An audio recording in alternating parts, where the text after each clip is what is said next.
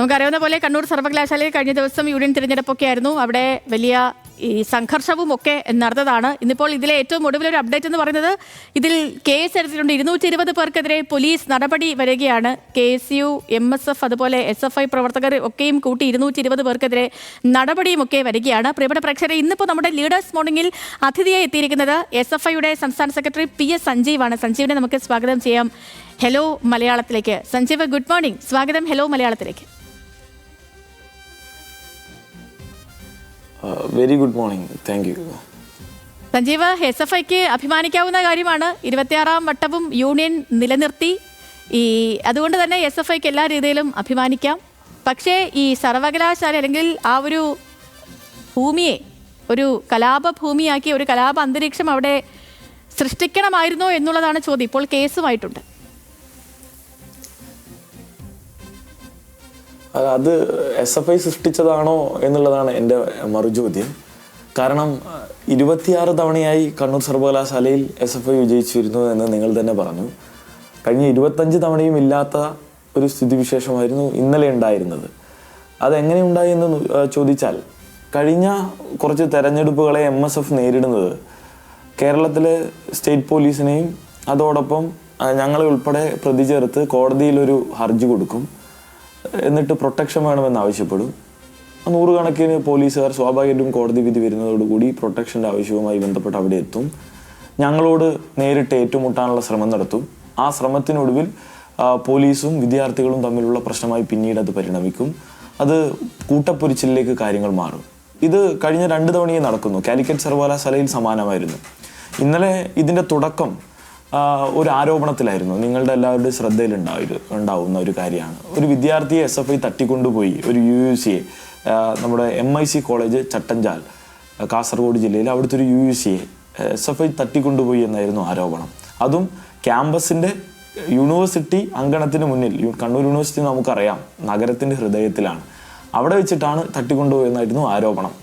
അവിടെ വെച്ചാണ് കാര്യങ്ങളൊക്കെ തുടങ്ങുന്നത്. അവിടെ വെച്ച് പിന്നീട് MSF പ്രവർത്തകർ ഈ പേരും പറഞ്ഞ് SFI പ്രവർത്തകരെ ആക്രമിക്കുകയായിരുന്നു.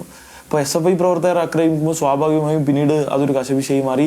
പോലീസ് ഇടപെട്ട് SFIക്ക് നേരെ ചാർജ് ചെയ്തു. കാരണം പ്രൊട്ടക്ഷൻ കൊടുക്കേണ്ടത് MSFനാണല്ലോ, കോടതി ഉത്തരവ്.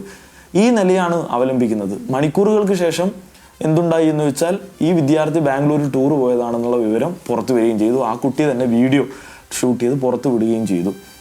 വരാൻ കഴിഞ്ഞിട്ടില്ല, പുറത്ത് ഒരു ടൂറിൻ്റെ ആവശ്യത്തിന്, ഒരു പേഴ്സണൽ ആവശ്യത്തിന് വന്നിട്ടാണുള്ളത്. അതുകൊണ്ട് തന്നെ വോട്ട് ചെയ്യാൻ കഴിഞ്ഞിട്ടില്ല. ഇത് പുറത്തു വന്നതോടുകൂടി പിന്നീട് അതിനെക്കുറിച്ച് യാതൊരു വിവരവുമില്ല. പിന്നീട് മാധ്യമങ്ങൾക്ക് മുന്നിൽ തന്നെ വലിയ രീതിയിൽ കുട്ടികളെ തട്ടിക്കൊണ്ടുപോയി ജനാധിപത്യത്തെക്കുറിച്ച് വലിയ രീതിയിൽ വാതുറന്ന അവരുടെ നേതാക്കന്മാരെല്ലാം പിന്നീട് നിശബ്ദരായി. അവിടെ നിന്ന് തുടങ്ങിയ സംഘർഷമാണ് ആ ക്യാമ്പസിലാകെ. കണ്ണൂർ യൂണിവേഴ്സിറ്റിയുടെ ക്യാമ്പസ് ഇന്നേ വരെ അത്തരത്തിലൊരു അന്തരീക്ഷം കണ്ടിട്ടില്ല. ആ നിലയിലേക്ക് കാര്യങ്ങൾ മാറി. സഞ്ജീവ്, ഇപ്പോൾ 2024 8 സീറ്റിലും SFI ആയിരുന്നു. അതായത് നിങ്ങൾ ജയിക്കുമെന്നുറപ്പുള്ള അല്ലെങ്കിൽ നിങ്ങൾ തൂത്തുവാരിയ ഒരു സർവകലാശാലയായിരുന്നു. യൂണിയൻ തിരഞ്ഞെടുപ്പായിരുന്നു കഴിഞ്ഞ ദിവസം നടന്നതൊക്കെയും. അപ്പോൾ ഇപ്പം സഞ്ജീവ് പറഞ്ഞതുപോലെ അവിടെ ഒരു ഇൻസിഡന്റ് ഉണ്ടാകുന്നു. അങ്ങനെയാണ് ഈ സംഭവങ്ങൾക്കൊക്കെ, ഈ കൂട്ട പൊരിച്ചിലിനൊക്കെ തുടക്കമാകുന്നതും. പക്ഷെ പിന്നീട് ഇപ്പോൾ നമ്മൾ കണ്ട പോലെ അത് വലിയൊരു അടിയായി, വലിയൊരു കലാപ ഭൂമിയായിട്ട് സർവകലാശാല മാറി. ഒടുവിൽ കണ്ണൂർ ജില്ലാ സെക്രട്ടറിക്ക് എത്തി SFI പ്രവർത്തകരെ നിലയ്ക്ക് നിർത്താൻ ഒരു സാഹചര്യം പോലും ഉണ്ടായില്ലേ? അല്ല, ഞങ്ങൾ പറഞ്ഞു അവിടെ യഥാർത്ഥത്തിൽ ഉണ്ടായൊരു വിഷയം എന്ന് പറഞ്ഞാൽ, ഈ പറഞ്ഞ തുടർച്ചയിൽ നിന്ന് പിന്നീട് നമ്മുടെ സ്ഥാനാർത്ഥിയായ പെൺകുട്ടിക്ക് നേരെ, ആദിഷ എന്ന ജോയിന്റ് സെക്രട്ടറി സ്ഥാനാർത്ഥിയായ പെൺകുട്ടിക്ക് നേരെയായി ആക്രോശം. ആ വിദ്യാർത്ഥി വോട്ട് ചെയ്തതിൻ്റെ റണ്ണിങ് ഏജന്റായി, നമുക്ക് സ്ഥാനാർത്ഥിക്കുള്ള അവകാശങ്ങളുണ്ടല്ലോ, ആ അവകാശങ്ങളുടെ ഭാഗമായി വോട്ട് ചെയ്തവരുടെ സ്ഥിതി വിവരം പുറത്തെത്തിക്കുമ്പോൾ ആ കുട്ടി കടലാസുമായി വന്നപ്പോൾ ആ കടലാസ് മറ്റൊരു വിദ്യാർത്ഥിയുടെ ഈ MSFൻ്റെ ഈ പറഞ്ഞതുപോലെ ബാലറ്റ് പേപ്പറാണെന്ന് ആരോപിച്ച് പോലീസിനെ കൊണ്ട് ഒരു വലിയ പ്രദർശന വസ്തുവായി ഒരു കുറ്റവാളിയെ പോലെ ആ വിദ്യാർത്ഥിയെ പ്രദർശിപ്പിക്കുന്നു.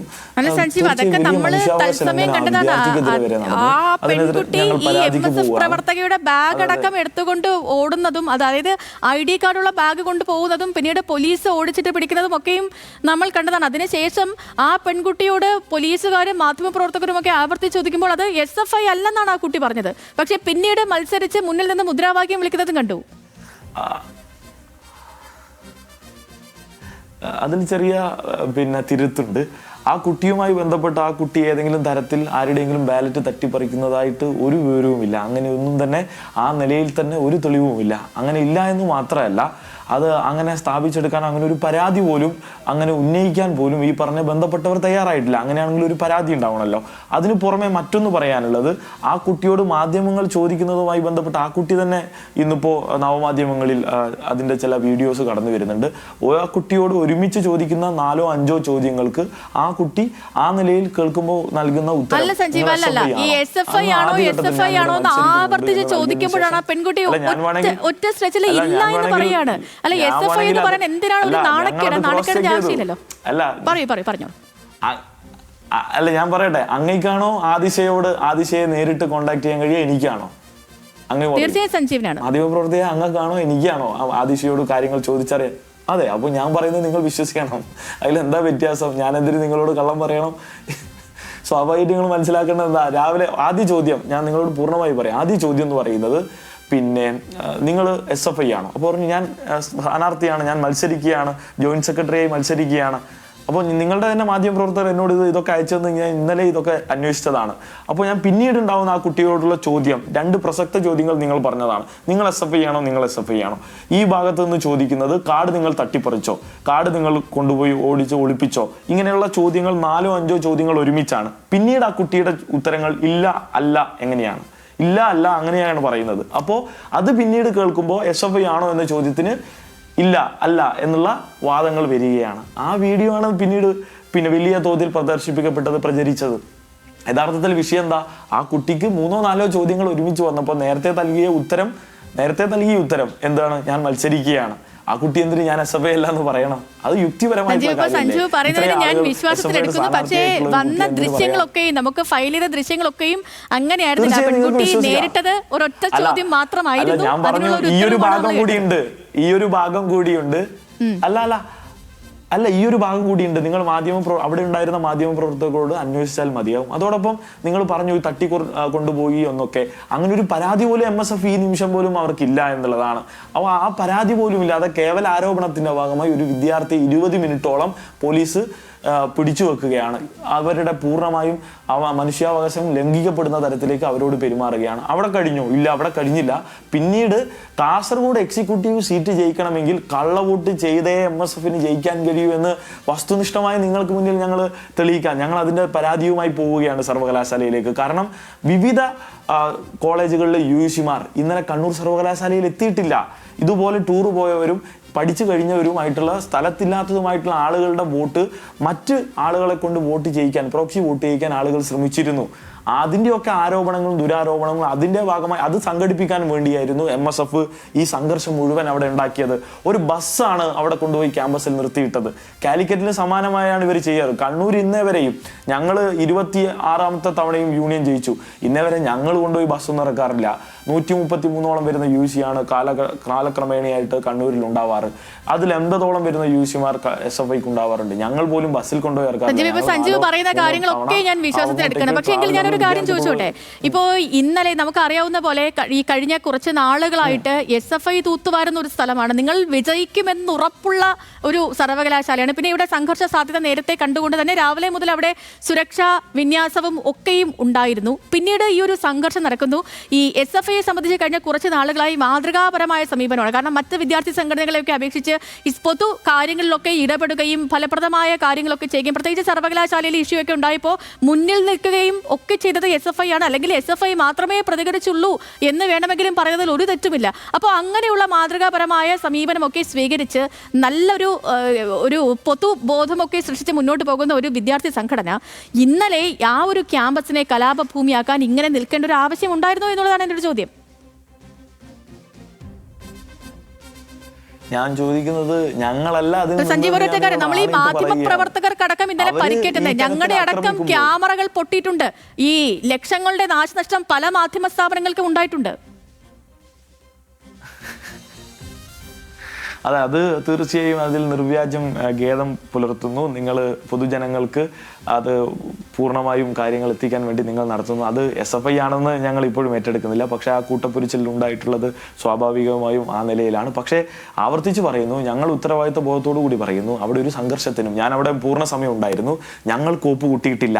ആവശ്യം അവരുടേതായിരുന്നു, ആ സംഘർഷം അവരുടെ ആവശ്യമായിരുന്നു. ഞങ്ങൾ പോയി ഇപ്പോൾ നിങ്ങൾ ചോദിക്കും നിങ്ങൾ അതിന് നിൽക്കണമായിരുന്നോ? ഞങ്ങളുടെ വിദ്യാർത്ഥികളെ വെച്ച് അടിക്കുകയാണ്, ആരോപിക്കുകയാണ്, എന്നിട്ട് അതിന്റെ പേരിൽ അവരെ ആക്രമിക്കാൻ നിൽക്കാനാണ്. പോലീസിനെ ഉപയോഗിച്ച് അവരെ ലാത്തി ചാർജ് ചെയ്യുകയാണ്. 3 SFI പ്രവർത്തകരുടെ തലപൊട്ടി AKG ആശുപത്രിയിലും കണ്ണൂർ ഗവൺമെന്റ് ആശുപത്രിയിലും ഇപ്പോഴും ആശുപത്രിയിലാണ് തലപൊട്ടിയിട്ട്.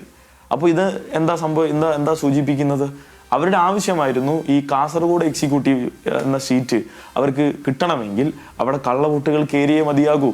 കാരണം അറബിക് കോളേജുകളും ഈ പറഞ്ഞ മുസ്ലിം മാനേജ്മെന്റ്, പ്രത്യേകിച്ച് മുസ്ലിം ലീഗിന്റെ മാനേജ്മെന്റും ഈ ജമാഅത്ത് ഇസ്ലാമി പോലുള്ള സംഘടനകൾക്ക് വലിയ സ്വാധീനമുള്ളതുമായിട്ടുള്ള ക്യാമ്പസുകളിൽ നിന്ന് തെരഞ്ഞെടുപ്പ് പോലും നടക്കാതെ വരുന്ന UEC-മാരുടെ ബലത്തിലാണ് അവരവിടെ ഇരിക്കുന്നത്. ആ UEC-മാരെ പോലും അവർക്ക് കൊണ്ടുവരാൻ കഴിഞ്ഞിട്ടില്ല. ആ UEC-മാരെ പോലും തെരഞ്ഞെടുപ്പ് പോലും നടക്കാത്ത സ്ഥലത്ത് നിന്ന്, എന്നിട്ടും അതിനെ കള്ളവോട്ട് ചെയ്യാൻ നടത്തിയ ശ്രമങ്ങളാണ് പലതും പരാജയപ്പെട്ടത്. യഥാർത്ഥത്തിൽ കാസർഗോഡ് MSF-ന് എത്ര വോട്ടുണ്ടറിയോ നിങ്ങൾക്ക്? കാസർഗോഡ് MSF-ന് 20 തൊട്ട് 21 വരെ വോട്ടുണ്ട്. 3 വോട്ട് കാസർഗോഡ് എക്സിക്യൂട്ടീവ് ഇന്നലെ ചെയ്തിട്ടില്ല.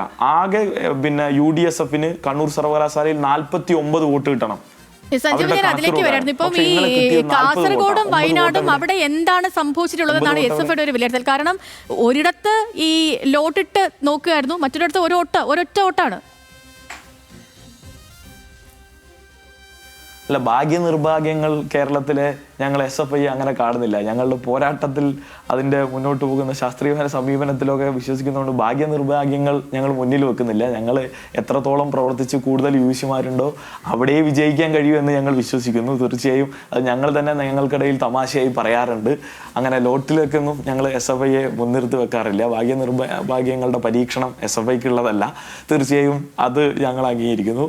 ഈ പറഞ്ഞതുപോലെ ലോട്ടിട്ടാണ് ഞങ്ങൾ വയനാട് എക്സിക്യൂട്ടീവ് പരാജയപ്പെടുന്നത്. പക്ഷെ നേരെ മറിച്ച് അപ്പുറത്ത് ഉണ്ടായിട്ടുള്ളത് ഈ പറഞ്ഞതുപോലെ ഈ മാനേജ്മെന്റുകൾ തെരഞ്ഞെടുപ്പ് നടക്കാതെ, ഞങ്ങൾ വേണമെങ്കിൽ കോളേജുകളുടെ ലിസ്റ്റ് തന്നെ തരാം, അങ്ങനെ 10ഓളം വരുന്ന കോളേജുകൾ കാസർഗോഡ് ഉണ്ട്. തെരഞ്ഞെടുപ്പ് നടക്കാതെ മാനേജ്മെന്റുകൾ ഈ പറഞ്ഞതുപോലെ UEC-യെ നോമിനേറ്റ് ചെയ്ത് ഇങ്ങോട്ടേക്ക് അയക്കും.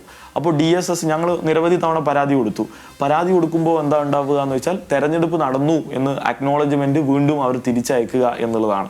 ഇതിനൊരു ബൈപ്പാസ് ചെയ്ത് ശരിയായ നിലയിൽ ജനാധിപത്യത്തെ സംരക്ഷിക്കാനുള്ള ഒരു സംവിധാനം സർവകലാശാലകൾ ഒരുക്കണം. ഇത് കണ്ണൂരിൽ മാത്രമല്ല, കേരളത്തിലെമ്പാടുമുള്ള സർവകലാശാലയിൽ നടക്കുന്നതാണ്. 1000-2000 വിദ്യാർത്ഥികൾ വോട്ട് ചെയ്ത് 2 UEC-മാർ വരുന്നു.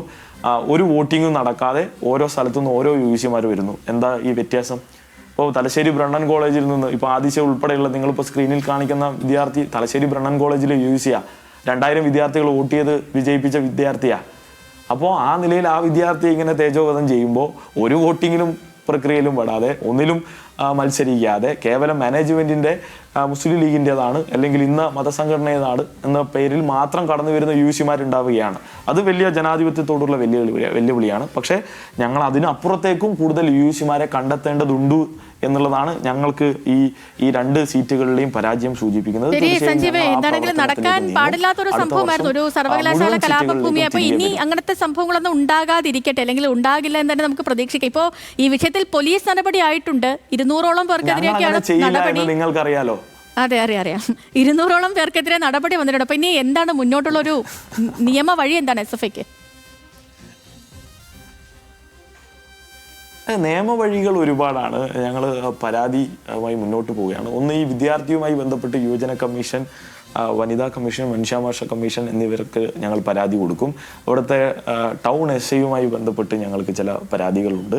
അതോടൊപ്പം MSF ഇടപെട്ടതുമായി ബന്ധപ്പെട്ട് ഈ കള്ളവോട്ട് ഈ ചില കോളേജുകളിൽ നിന്ന് കടന്നു വന്നിട്ടുള്ള UEC-മാർ അവരവിടുത്തെ കോളേജുകളിൽ, കാരണം ഇന്നലെ തട്ടിക്കൊണ്ടുപോയി എന്ന് പറഞ്ഞിട്ടുള്ള വേറൊരു കള്ളവോട്ട് ചെയ്യാൻ വന്ന ആ വിദ്യാർത്ഥി യഥാർത്ഥത്തിൽ ഈ ചട്ടഞ്ചാൽ കോളേജിലെ ബാംഗ്ലൂരിൽ നിൽക്കുകയായിരുന്ന വിദ്യാർത്ഥിയുടെ വോട്ട് ചെയ്യാൻ വന്ന ആളാ. അപ്പോൾ അതുപോലെ ആരെങ്കിലും ചെയ്തിട്ടുണ്ടോ എന്ന് പരിശോധിക്കേണ്ടതുണ്ട്. കാരണം UEC-യുടെ ഫോട്ടോ ആ കോളേജ് മാനേജ്മെന്റാണ് വെരിഫൈ ചെയ്യുന്നത്. കണ്ണൂർ സർവകലാശാലക്ക് അറിയില്ല ഏത് UEC ആണെന്ന്. അപ്പോൾ ആരുടെ ഫോട്ടോയും ഒട്ടിച്ചു കൊണ്ടുവരാം. അപ്പം ഈ ഒരു പരിമിതി നിലനിൽക്കുന്നുണ്ട്. അപ്പോൾ ഞങ്ങൾ ആ ഒരു പരിശോധന ഉൾപ്പെടെ കടന്നു പോകും. അതിലേക്കൊക്കെ ഞങ്ങൾ കേസ് കൊടുക്കും, അതിലേക്കൊക്കെ ഇടപെടും. തീർച്ചയായും ഞങ്ങൾ ഇതിനപ്പുറത്തേക്ക് കാണുന്നത്, ജയപരാജയങ്ങൾക്ക് അപ്പുറത്തേക്ക് കാണുന്നത്, കേരളത്തിലെ സർവകലാശാലകളിൽ ഇന്ന് സംഘപരിവാർ നടത്തുന്ന, വലതുപക്ഷം നടത്തുന്ന, തീവ്ര മതവർഗീയവാദം നടത്തുന്ന ഇടപെടൽ, ആ ഇടപെടലിൽ ഇന്ന് KSU ഉൾപ്പെടെ മുങ്ങിത്താണും. നിങ്ങൾ കണ്ടിട്ടുണ്ടാവും, വയനാട് തൊട്ട് പാലക്കാട് വരെയുള്ള ജില്ലകളിൽ KSU ഇന്നില്ല. ഈ 2 സർവകലാശാലയിലും KSU അപ്രസക്താണ്. ഓക്കെ സഞ്ജീവ്, ഇപ്പം സഞ്ജീവ് അവസാനം പറയുന്നത് ഒരു ഗുരുതരമായ വിഷയമാണ്. കാരണം സംസ്ഥാനത്തെ സർവകലാശാല, സംസ്ഥാനത്തെ മാത്രമല്ല രാജ്യത്തെ പല സർവകലാശാലകളിലും ഒരു കാവ്യവൽക്കരണ നീക്കമൊക്കെ നടക്കുന്നുണ്ട്. അതിനെതിരെ വിദ്യാർത്ഥി ശബ്ദം ഉയർന്നു തന്നെ വരണം. സഞ്ജീവ്, ഇപ്പം ഒരുപാട് സന്തോഷം രാവിലെ നമുക്കൊപ്പം ചേർന്നതിനും ഈ വിശേഷങ്ങളൊക്കെ പങ്കുവച്ചതിനും. നല്ലൊരു ദിവസം കൂടി ആശംസിക്കുകയാണ്. Thank you. ഞങ്ങൾ ഇന്ന് മാർച്ചുണ്ട് KTU സർവകലാശാലയിലേക്ക്. നിങ്ങൾ നേരത്തെ പറഞ്ഞ വിഷയം ഉൾപ്പെടെ ഉയർത്തിപ്പിടിച്ചുകൊണ്ട് ആ മാർച്ചിലേക്ക് ഞങ്ങൾ കടക്കുകയാണ്. ഓക്കെ സഞ്ജീവ്, ശരി. സമരങ്ങൾ തീരുന്നില്ല. ഓക്കെ സഞ്ജീവ്.